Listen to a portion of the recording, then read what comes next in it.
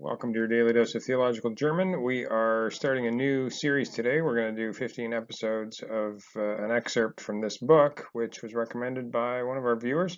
So again, just a reminder, if you have something in German you would like to see us work through a little bit of on this channel, please do put suggestions in the comments. We've already done at least one series from a viewer request, and this will be the second such content that you'll find on this channel. And it's good for us because I would not otherwise necessarily cover all the kinds of things that people who watch these might be interested in. So this is actually going to be some New Testament stuff, which we haven't really looked at yet. We did a little bit of Schlatter in the last series, but that's kind of more rudimentary stuff and was connected to the Ziefle graded reader. This is really pretty contemporary work on the, as the title says, the cult theology, or you might even say the cultic theology, but either way, the cult theology of the letter to the Hebrews.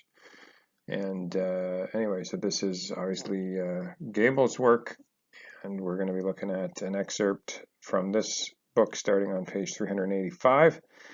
And hopefully we will not find it too difficult, and we will find it informative and interesting. So let's get right to it. So you'll forgive me for how long that introduction was for two reasons. One, because it is the first in the series, so it did require a little bit of discussion. Two, because the sentence is like super easy today. So let's go ahead and get started. So here we have a gerund. So this is the verb anschließen.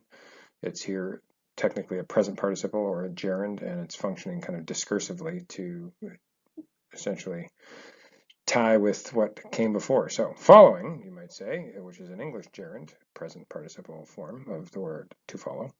So following on the analysis of 9:13 and following and 12:24. Now, just so that we're clear, these chapter references are in the book of Hebrews, and that should become clear from context, but also that's what this whole work is about. So following on the analysis of those sections, now, Hebrews 10:22 can be interpreted. So this sentence is pretty straightforward, but let's just kind of identify the parts. So you begin the first element in the sentence here, this following on and so forth. That is an adverbial modifier, which gives a kind of sequentiality, I guess you could say, which means your verb, which then appears immediately following that phrase, is in the so-called second position, and so that is your conjugated verb. Now, because that verb is conjugated, and it's a modal, können, of course, is the lexical form of this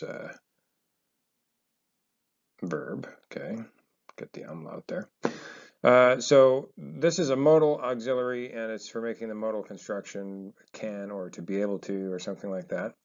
And if this is in the conjugated position, then it has to be complemented by an infinitive at the end of the clause. And so you go down to the end of the clause and you discover werden is indeed the infinitive form of that verb.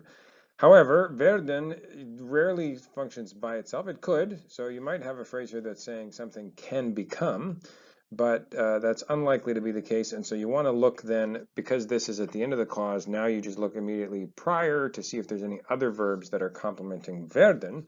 And you do find here this participle. And so this past participle is going to work with werden to make a passive construction. And so you have a modal passive, which always kind of makes things a bit interesting, but you can see how easy it is to parse the pieces. You just have to know whether you need an infinitive or a participle and what that does with each respective auxiliary verb.